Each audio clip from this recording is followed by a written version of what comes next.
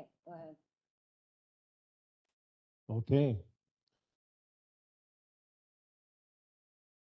Was there proof of notification?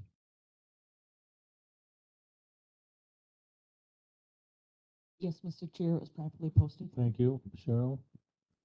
We have a 26-point agenda tonight, and I would like to do some moving around. I will move where is it here? Number 13th, discussion possible action sale of tax deed property, town of Buena Vista. I'd like that to move that to immediately follow the reports. So with that change, and you see we do have a closed session, it's unusual, we'll go into closed session at the beginning of the meeting. I think that's to accommodate our visitors from the city, but that means we got to clear the room. So I'm sorry I apologize in advance for that inconvenience. So without further ado, can I have a motion to approve the agenda? Mr. Manning, seconded by Mr. Cooley. All those in favor signify by saying aye. Aye. Aye. Opposed? We have an agenda. Public comment? Seeing no hands up, we're going to go to the previous minutes. Have you all reviewed those? I think there was 2 previous minutes. And if there are no changes, deletions, corrections, or explanations, I will declare those approved as published. Takes us to reports. Mr. Hokemer.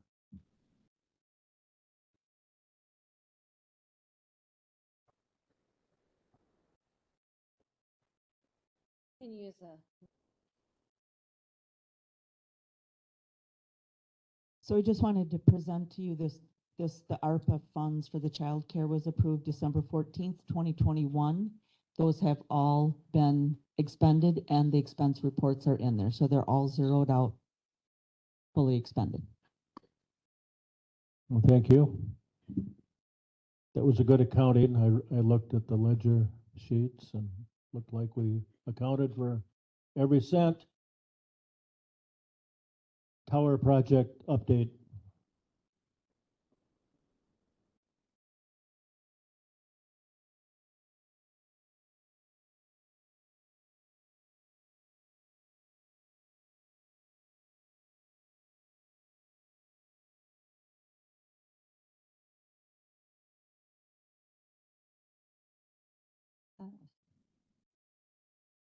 Chair, could we also take the radio tower, I think it's number 16 with this?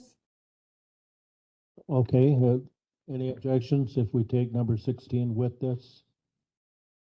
Okay, that would be the courthouse security system? Right, that is a part of the radio project. Okay, So the radio project is moving. We have some challenges that have been discovered with the leasing.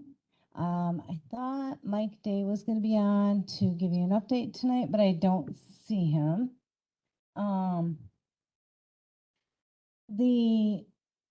We're on track for finances. We're working with Mike so that every month this group and the public safety group will get a spreadsheet with the finances and where we're at within each section that was requested at public safety. So we'll be getting that to you. I've been working with Mike on that, but I've been out for the last couple of days. The number 16 is what we're going to work on tonight. That is a courthouse security and camera update. And that went through public safety with a recommendation. The good news there is we did come in $40,000 under budget. The concerning thing for me is we are building 5 towers now instead of when we initially started it was 3, then it went to 4. Now we're at 5 towers we'll be building. And so I am concerned that we monitor the funds in this closely. And the other part that is concerning to me is in the newspaper last week, they reported that Richland County was purchasing all new radios for all the public responders. That's not exactly correct. And I'm afraid if we start pulling any monies out of that borrowed money before the project is done and we don't fulfill that expectation, there will be some very upset public responders. That's certainly a problem that we're going to face. So if we want to move to 16. 16, courthouse security. The courthouse security system, the bids came in. We had two. One was from Sargent and one was from Piper. We've worked with both companies before. Sargent, however, came in $36,000 below budget. Piper was $3,000 over. There's a summary sheet in there for you if you'd like to see the breakdown of the bid sheet. But our recommendation is to go with Sargent's, which came in lower, and we think that they will do a fine job for this.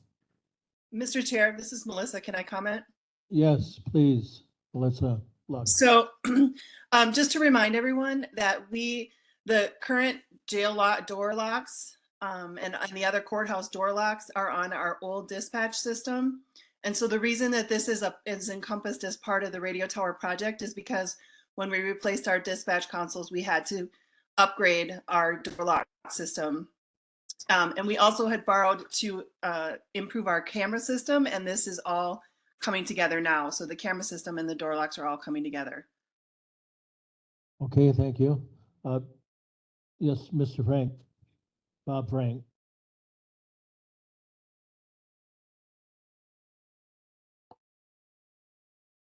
Thank you. So I would like to make a couple of comments on this. One is the bid did come in at $36,000 less. One of the things we discussed at the public safety was the need for a Zoom camera in the second courtroom. One of the thoughts we have is the difference of this to go towards that project.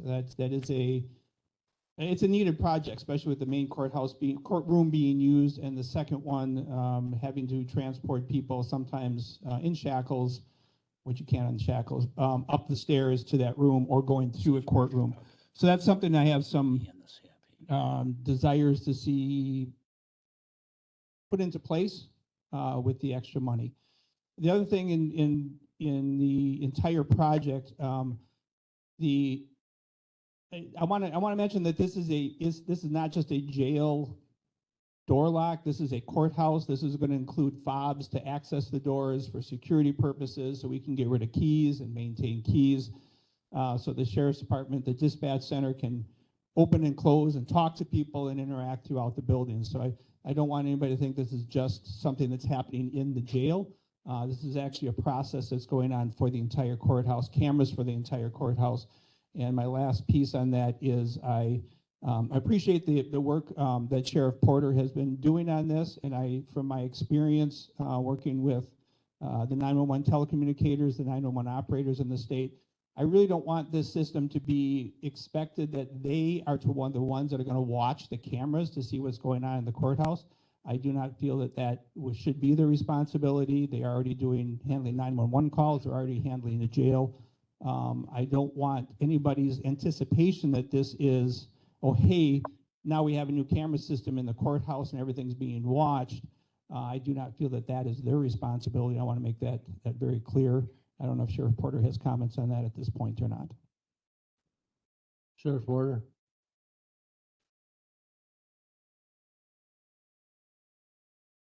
Yeah, I guess in that respect, as far as how it'll be monitored or how much different it'll be monitored with the new system versus the old, I agree with him. My dispatchers have a lot going on, and that's an understatement. So it's probably not going to be monitored more than it currently is, with the exception, my hope is on the courthouse side, when court is in session, that court security deputies can check cameras, that they'll have that access while court is in session where they can see what's going on in the building while they're monitoring the courtroom as well. So I think it's going to be a good system. It's a needed system, not only from my jail inspections. It's been something we've been kind of talked to about year after year, that we need to upgrade the surveillance system in the jail itself. So this encompasses that. It encompasses our door controls for the jail, but it's also an access control system for the building. And we're kind of just wrapping a lot of needs into one thing. I agree with Bob. I think if we could look at combining projects, I don't know that this is the place to do it with that extra $36,000, to Barb's point, because this is money that we've said we are going to designate for this project, for the radio project, and this is kind of a carve out of that already.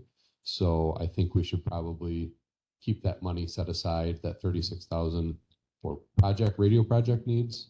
But yeah, that's kind of my 2 cents on it. Mr. Holcomer? If I could, I just. You're not on.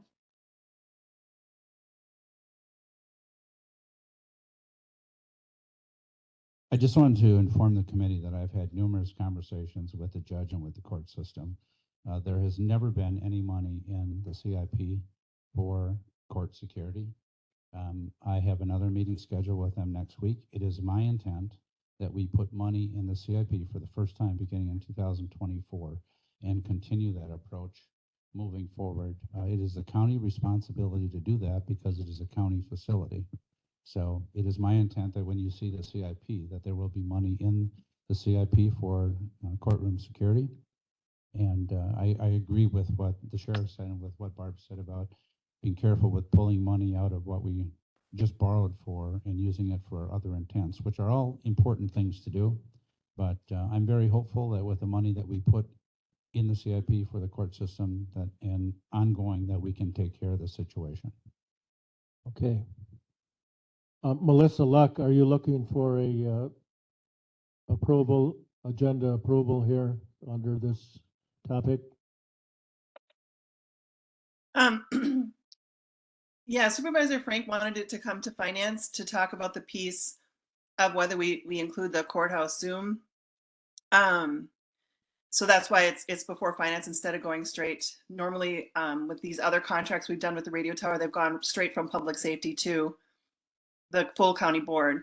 I think what Supervisor Frank's concern is that while we're pulling wires and getting things ready to go with this camera system, to be efficient, wouldn't it make sense to also then, try to, if we have to do wires or whatever we have to do for the Zoom system, that we would do it at the same time. So I do share that concern. And if there's a way we can coordinate with this year's borrowing and, that project, and then it could all be done at the same time from different borrowed funds, I would certainly be in favor, but I do not want to delay this project to wait until we figure out how to do the Zoom project. Okay, thank you.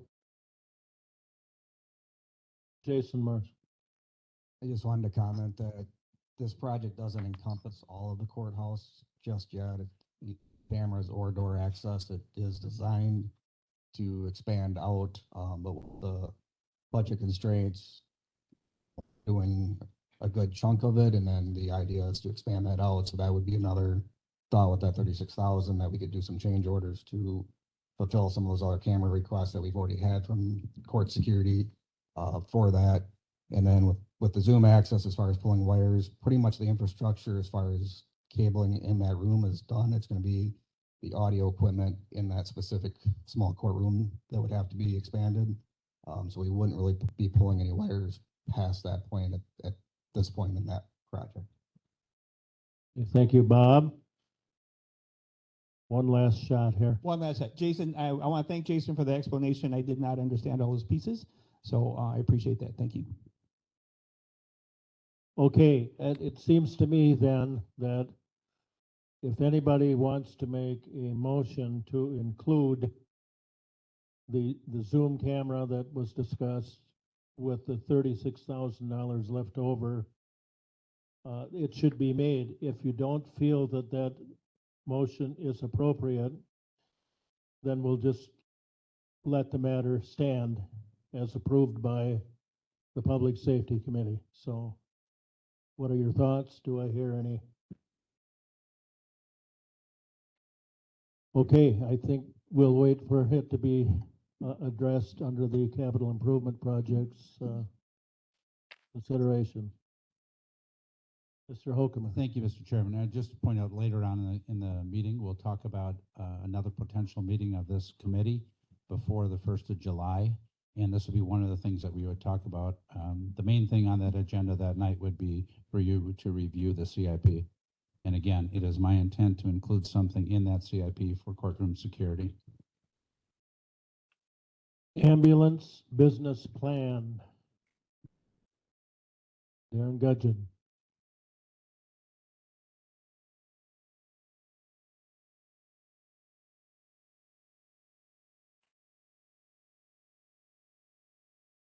Good evening.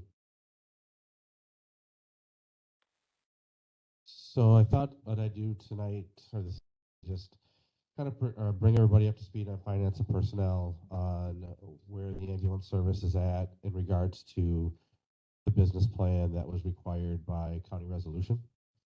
And a copy of that resolution is in the business plan. So the Joint Ambulance Committee was charged, well, the Joint Ambulance Committee Chair and the Service Director was charged to come up with a business plan to be presented to Finance and Personnel, first meeting in June 2023, and to be implemented no later than the 1st of January 2026. So before you tonight, you do have that business plan. It's a 43-page document.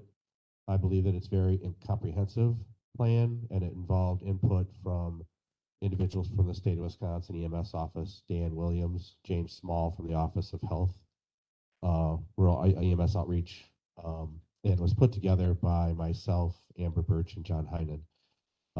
The goal of this plan was to, the goal of the resolution was, there was 4 pieces to it. 1, service consider matrix, evaluate services under the guidance of the service consideration matrix, Richland County strategic plan, and finalize responses by majority vote of the committee.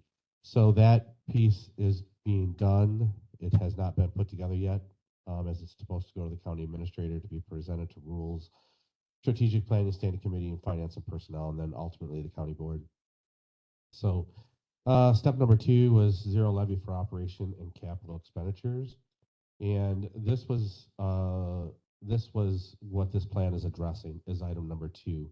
Developing a course of action if possible where operations of services, ownership, and maintenance of all grounds, buildings, and equipment remain under Richland County, but in which no foreseeable operational levy is required entering into 2024 and beyond. This course of action should include a business plan with expenditure and revenue projections and an autonomous capital management program for implementation no later than the 1st of January 2026. The third item of that resolution that was adopted last year was utilization of levy exemption.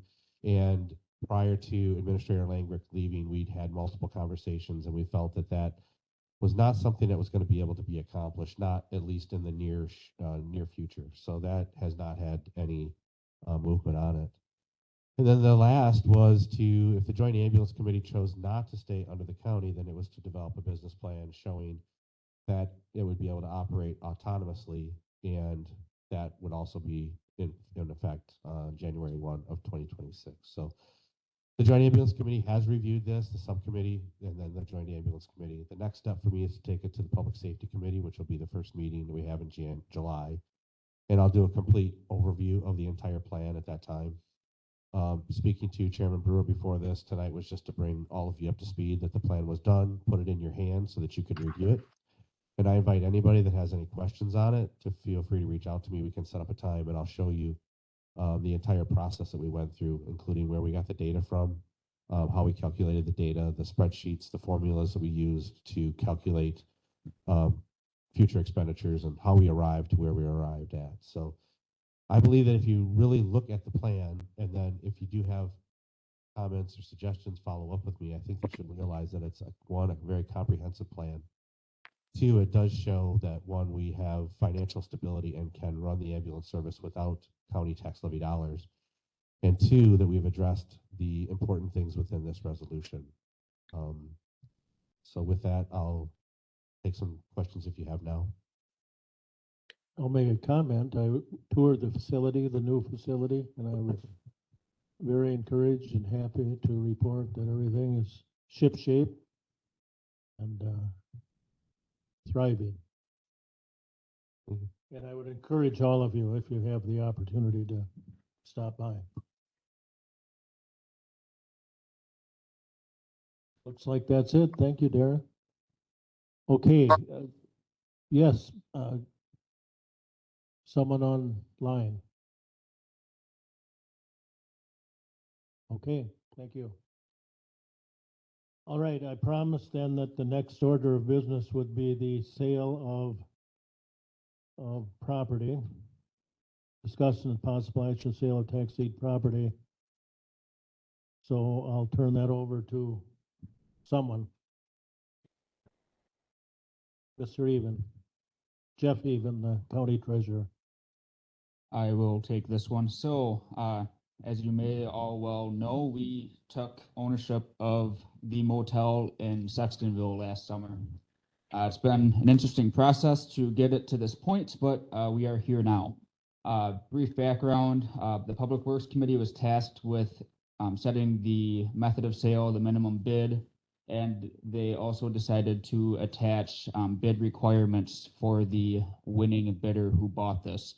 These are included in your packet, so I will not read over them. They set a minimum bid of $1,000. 2 bids were submitted, and their plans to meet the performance requirements were also submitted and presented to Public Works for review. Upon review and discussion, the Public Works Committee recommends the property be sold to Logan and Tiffany Olson at a bid of $1,000 plus a recording fee of $30. Their performance requirement is to demo the structures per the information submitted on their bid. If there are any other questions regarding this or Public Works' mode of thinking, we're pretty public work heavy tonight in the room. But yeah, ultimately Finance and Personnel is tasked with approving the final sale of tax deed property at this time. So this is where we're at. Okay, thank you. See, Tiffany Olson is here. Do you care to make a comment, or don't want to put you on the spot, but I did. I appreciate the Public Works consideration of our bid previously. I agree with Jeff. It's been a little bit more of a timely process, but happy to have it at this point, hopefully. So I appreciate your guys' consideration as well. As we put in our bid, and as Jeff already said, the plan is to have it demolished and start over. There is no functioning well or septic on the property, so that's as a part of our plan going forward, not to replace that at this time anyway. And we have some potential plans that we're considering at this point, but nothing final that we didn't want to promise in our bid previously. I don't know if it needs to be approved first before I have some questions about it, but they wouldn't really be pertinent unless it's approved. You're going to demolish the building, and that's good news in itself. So, okay, you've heard the recommendation from Building and Grounds. What's your pleasure here, Mr. Manning? You vote to approve, or you make a motion to approve, seconded by Mr. Carroll. All right, all those in favor of approving the sale of the tax deed property to Tiffany Olson and her husband signify by saying aye. Aye. Aye. Opposed? Okay, congratulations. Thank you.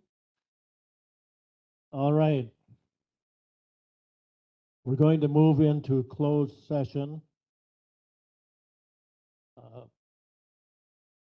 And I'm going to clear the room except for the committee, the Finance and Personnel Committee. I'm not exactly sure what we're going to discuss, but it has to be kept confidential, I am told. Mr. Chairman, will board members who are attending virtually be connected? No. I'm sorry, Don. Well, that's all right. Barb will have to disconnect you. Well, let's go into closed session. I need a motion to go into closed session. All right. Move, Mr. Chair. Gotcha. Gotcha, seconded by Manning. Okay. All those in favor of going into closed session signify by saying aye. Aye. Aye. Aye. Okay, the vote was unanimous. We are in closed session. Sorry, Mr. Chair, just if you